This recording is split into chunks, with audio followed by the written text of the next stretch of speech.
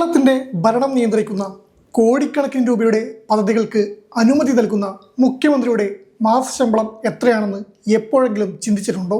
ഇന്ത്യയിലെ വലിയ കോർപ്പറേറ്റ് കമ്പനികളുടെ സിഇഒമാർ ലക്ഷങ്ങളും കോടികളും ശമ്പളം വാങ്ങുമ്പോൾ നമ്മുടെ സംസ്ഥാനത്തിന്റെ അമരക്കാരന് ലഭിക്കുന്നത് എത്രയാണെന്ന് കേട്ടാൽ നിങ്ങൾ അത്ഭുതപ്പെടും. കാരണം മറ്റു പല സംസ്ഥാനങ്ങളിലെയും മുഖ്യമന്ത്രിമാരെക്കാൾ കുറഞ്ഞ ശമ്പളമാണ് കേരള മുഖ്യമന്ത്രി കൈപ്പറ്റുന്നത്. എന്തൊക്കെയാണ് അദ്ദേഹത്തിന്റെ ശമ്പള വിവരങ്ങളും ആനുകൂല്യങ്ങളും നമുക്ക് നോക്കാം. ഒരു സംസ്ഥാന മുഖ്യമന്ത്രിയുടെ ശമ്പളം നിശ്ചയിക്കുന്നത് അതാത് സംസ്ഥാന നിയമസഭകളാണ്.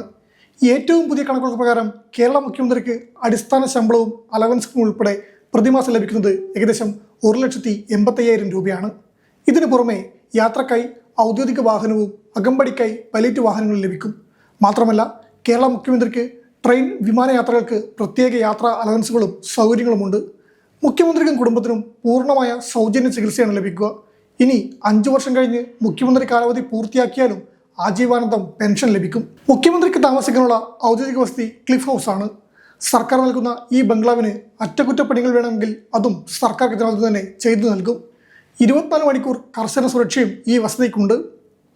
ഇവിടുത്തെ ജീവനക്കാരുടെ ചെലവുകളും സർക്കാർ വകയാണ്. മുഖ്യമന്ത്രിയുടെ ഔദ്യോഗിക ആവശ്യങ്ങൾക്കായി അത്യാധുനിക സുരക്ഷാ സംവിധാനങ്ങളുള്ള വാഹനങ്ങളും ഇന്ധനവും പൂർണ്ണമായും സൗജന്യമാണ്. ഔദ്യോഗിക യാത്രകളിൽ അദ്ദേഹം സ്റ്റേറ്റ് ഗസ്റ്റ് ആയിരിക്കും. മുഖ്യമന്ത്രിക്കും കുടുംബത്തിനും രാജ്യത്തിനകത്തോ വിദേശത്തോ ഉള്ള മികച്ച ചികിത്സ സൗജന്യമായി ലഭിക്കും. ഭരണം സുഗമമാക്കാൻ പ്രൈവറ്റ് സെക്രട്ടറിമാരടങ്ങുന്ന വലിയൊരു പേഴ്സണൽ സ്റ്റാഫ് ടീമിനെയും മുഖ്യമന്ത്രിക്ക് ലഭിക്കും.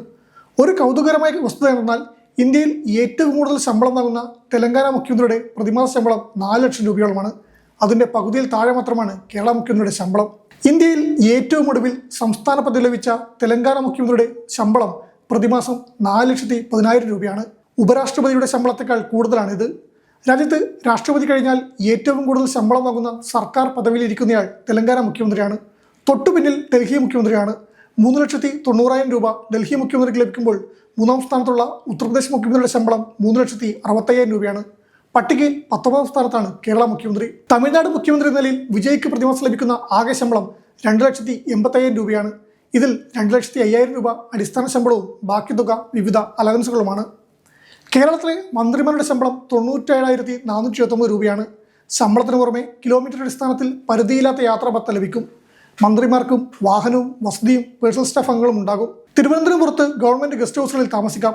കേരളത്തിലെ MLA-മാർക്ക് 70,000 രൂപയാണ് മാസ ശമ്പളം.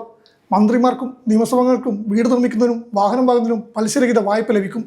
രോഗം വന്നാൽ വിദേശത്തുൾപ്പെടെ ചികിത്സിക്കുന്നതിനുള്ള ചെലവും സർക്കാർ വഹിക്കും. ഇതിനും പരിധിയില്ല.